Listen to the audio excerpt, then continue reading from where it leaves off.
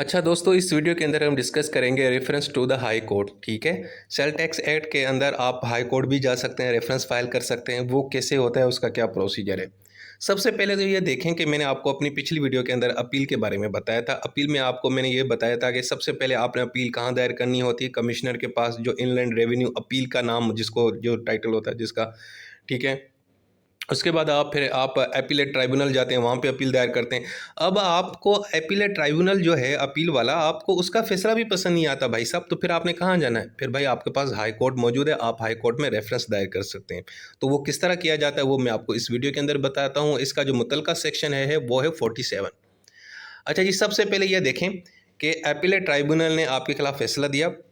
उस फैसले के 90 दिन के अंदर अंदर आपने जनाब क्या करना है कि हाई कोर्ट के अंदर रेफरेंस दायर करना है। अब वो कौन कौन शख्स कर सकता है। कोई भी एग्रीव्ड पर्सन जो मुतासिर शख्स है वो भी कर सकता है, और इनलैंड रेवेन्यू का कोई ऑफिसर भी कर सकता है। ठीक है जी। और वो एक एप्लीकेशन दायर करेगा, और उसका एक प्रिस्क्राइब्ड फॉर्मेट होता है। उस फॉर्मेट के तहत वो हाई कोर्ट में दरखास्त देगा कि हुजूर आला अपीलेट ट्राइब्यूनल ने जो फैसला दिया है गलत दिया है, मेहरबानी करके इसके ऊपर नज़रसानी की जाए।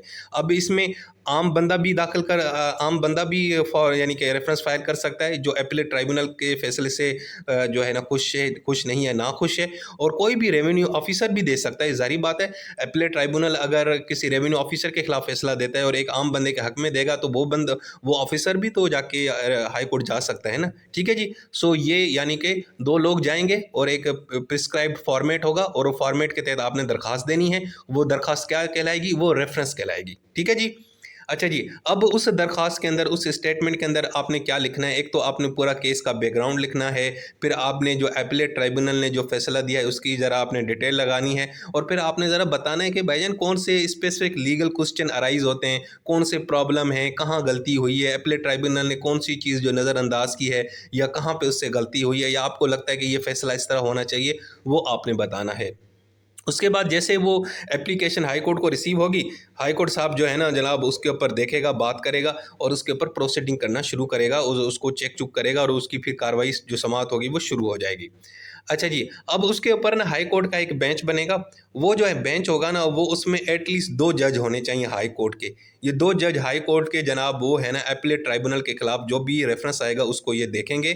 उसके बाद देखने के बाद समाअत करेंगे, दोनों पार्टीज़ को बुलाएंगे, ये वो प्रोसीडिंग सारा ड्रामा चलेगा, टोपी ड्रामा चलेगा। और उसके बाद जनाब वो अपना एक फैसला सुनाएगा। कौन, हाई कोर्ट अपना फैसला सुनाएगा। किसके खिलाफ, जो रेफरेंस उसके पास आया था। किसने दायर किया था, एक आम शख्स ने या किसी रेवेन्यू ऑफिसर ने भी दायर कर सकता है। और किसके खिलाफ, यानी अपीलेट ट्राइब्यूनल के खिलाफ ना यार। अपीलेट ट्राइब्यूनल का फैसला आपको पसंद नहीं है, आप हाई कोर्ट आए और हाई कोर्ट ने उसके ऊपर फैसला सुना दिया। ठीक है जी, वो फैसला सुनाएगा, और उस फैसले की एक कॉपी जो है ना वो अपीलेट ट्राइब्यूनल को भी भेजी जाएगी कि भाई ये देख, ये तुम्हारे खिलाफ फैसला, तुम्हारे खिलाफ हमारे पास एक रेफरेंस आई थी, दरखास्त आई थी, हमने उसके ऊपर फैसला ये सुना है, ये तुझे पता होना चाहिए। तो अपीलेट ट्राइब्यूनल को एक कॉपी आपने भेज देनी है। अच्छा जी, अब इसकी जो कॉस्ट है वो जनाब की जो रेफरेंस की है उसका खर्चा किसने पे करना है, खर्चा पानी आने जाने का, वो अदालत की सवाबदीद है, वो वही बताएगी कि वो किसने पे करना है। अच्छा जी, उसके बाद टैक्स पेमेंट एंड रिफंड। अच्छा जी, तो इस दौरान टैक्स और रिफंड का क्या बनेगा, ये बड़ी इंटरेस्टिंग चीज़ है, इसको आपने गौर से समझना है।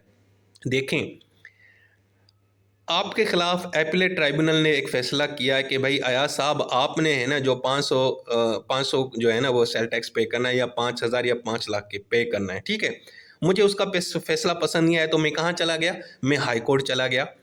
यहाँ पे ये कानून ये कहता है कि अगर अपीलेट ट्राइब्यूनल ने जो फैसला दिया है ना कि आपको इतना टैक्स पे करना है, आप एक दफ़ा वो पे कर दो। हाँ जी, आप वो पे कर दो। उसके बाद फिर अगर आप हाई कोर्ट आते हो और हाई कोर्ट कहता है कि नहीं जी, अयाज साहब को 500 रुपये नहीं पे करने, ये अपीलेट ट्राइब्यूनल ने गलत फैसला किया है, अयाज साहब को 100 रुपये पे करना है, तो जनाब हाई कोर्ट का फैसले के ऊपर फिर भी अमल नहीं होगा। मेरी बात समझ रहे हो, फिर भी अमल नहीं होगा। यानी वो जो 500 रुपये मैंने पे कर दिए तो वो मुझे वापस नहीं मिलेंगे। इवन कि हाई कोर्ट ने फैसला दे दिया मेरे हक में। मैंने जब रेफरेंस फाइल किया था तो हाई कोर्ट ने यही कहा था कि यार अयाज साहब जो है ना 100 रुपये देंगे, ये अपीलेट ट्राइब्यूनल ने जो फैसला दिया है 500 रुपये पे करने का, ये गलत है। उसकी वजह यह है कि हाई कोर्ट के फैसले के खिलाफ भी तो अपील हो सकती है ना। तो हाई कोर्ट के फैसले के खिलाफ अपील में कौन जाएगा, वो रेवेन्यू ऑफिसर जाएगा, इनलैंड रेवेन्यू। जिसने फैसला दिया था 500 रुपये पे करने का, फिर जनाब इनलैंड रेवेन्यू मुझे अपीलेट ट्राइब्यूनल ने मेरे खिलाफ फैसला दिया कि भाई अयाज साहब ने 500 रुपये करने हैं। फिर हाई कोर्ट ने कहा कि नहीं, अयाज को 100 रुपये ही पे करना है। हाई कोर्ट ने मेरी बात मान ली, तो उसके बाद भी हाई कोर्ट की बात नहीं मानी जाएगी, यानी मुझे 400 रुपये वापस नहीं किए जाएंगे। उसकी वजह यह है कि आगे चल के वो जो ऑफिसर है वो फिर सुप्रीम कोर्ट भी तो जाएगा ना, तो सुप्रीम कोर्ट में भी अपील लगेगी, ठीक है, हाई कोर्ट के फैसले के खिलाफ। तो जब सुप्रीम कोर्ट अपना जो फाइनल फैसला देगा तो उसके बाद ही जनाब वो जो पेमेंट का मामला वो हल होगा, ठीक है। मैं एग्जांपल देता हूँ, दोबारा समझाता हूँ। यार देखो, अपीलेट ट्राइब्यूनल ने फैसला दिया कि अयाज ने 500 रुपये पे करने हैं, जबकि मैंने अपील दाखिल की थी कि सर मेरा 100 रुपये का टैक्स बनता है, आपने मेरे से आपकी जो ऑफिसर्स हैं इसने मेरे से 500 रुपये यानी कि मुझे ना मेरे से पकड़े हैं, ठीक है जी। तो अपीलेट ट्राइब्यूनल कहता है नहीं यार, तुम्हें 500 रुपये ही पे करना है सेल टैक्स। तो मैंने 500 रुपये दे दिया, मैं हाई कोर्ट में चला गया। हाई कोर्ट ने कहा कि नहीं यार, अयाज ने वाकई 100 रुपये पे करना है, 400 रुपये उसको वापस किए जाएँ। तो 400 रुपये मुझे वापस नहीं किए जाएंगे, क्यों कि उसके बाद जो कमिश्नर है, जो ऑफिसर है ना, वो आगे चल के सुप्रीम कोर्ट में चला गया अपील में। अब वहाँ पे अपील चलेगी, तो उसके बाद अगर सुप्रीम कोर्ट भी ये कहता है कि वाकई हाई कोर्ट का फैसला बिल्कुल दुरुस्त है और अयाज को 400 रुपये पे करने चाहिए वापस, तो जनाब उसके बाद जाके मुझे पैसे वापस मिलेंगे, उससे पहले नहीं मिलेंगे। यानी जब तक वो मुकदमा जो है ना वो आगे से आगे सारी अदालतों में जब आखिरी स्टेज पे भी ख़त्म हो जाएगा, उसके बाद ही मुझे पैसे मिलेंगे। मेरी बात समझ गए? यानी हाई कोर्ट ने अगर मेरे हक में फैसला दिया तब भी मुझे पैसे नहीं मिलेंगे, क्योंकि हाई कोर्ट के बाद एक बड़ी अदालत है, वहाँ पे भी तो आप अपील में जा सकते हैं ना। तो अगला बंदा वहाँ पे चला गया, तो वहाँ से भी जब फैसला आ जाएगा तो फिर आपके वो टैक्स वगैरह जो भी होगा, चाहे वो रिड्यूस करना था या ज़्यादा करना था, वो आपको कर दिया जाएगा, ठीक है जी। शुरू में आपने जो है ना जो अपीलेट ट्राइब्यूनल का जो फैसला है उसके ऊपर अमल कर देना है। उसके बाद फिर देखा जाएगा हाई कोर्ट क्या कहता है, फिर सुप्रीम कोर्ट क्या कहता है। उनके दोनों के सुप्रीम कोर्ट का जो भी फैसला आ जाएगा तो उसके बाद ही वो फैसला किया जाएगा कि आपने जो कितना टैक्स पे करना था, कितना नहीं करना था। अच्छा जी, इसके अलावा दूसरा ये है कि हाई कोर्ट अगर कोई जो है ना कोई स्टे ऑर्डर देता है टैक्स कलेक्शन के हवाले से, तो उसका वो जो स्टे ऑर्डर है वो 6 माह के अंदर ऑटोमेटिकली एक्सपायर हो जाएगा। हाँ, उससे पहले अगर हाई कोर्ट अपना केस जो है ना 6 महीने से पहले खुद ही रिजॉल्व कर देता है, या दूसरा ये कि हाई कोर्ट अपना फैसला जो ऑर्डर है वो विथड्रॉ कर देता है, वो एक अलग बात है। अच्छा जी, दूसरा ये है कि अगर कोई रेफरेंस और अपील जो है ना वो इनिशिएट की जाती है कमिश्नर के नीचे वाले सबऑर्डिनेट ऑफिसर के सामने से, लेकिन कमिश्नर के अप्रूवल से, यानी कि अगर कमिश्नर अपने किसी बाला ऑफिसर को कहता है कि यार जाके तुमने मेरे ब्याह पे जाके अपील और रेफरेंस इनिशिएट करो, जाके दाखिल करो, अगर वो अप्रूव करेगा तो उसके बाद फिर यही समझा जाएगा कि ये कमिश्नर ने ही अपील दाखिल की है, ठीक है जी। यही कंसीडर किया जाएगा कि ये जो रेफरेंस और अपील जो है ना वो कमिश्नर की तरफ से ही दायर, क्योंकि जो कमिश्नर ने अपने ना नीचे वाले ऑफिसर को कहा कि यार तुम जाके मेरे ब्याह पे और मैं तुम्हें इजाज़त देता हूँ, अप्रूवल देता हूँ, तो वो जाके उसके ब्याह पे जाके अपील या रेफरेंस हाई कोर्ट के अंदर दायर करेगा।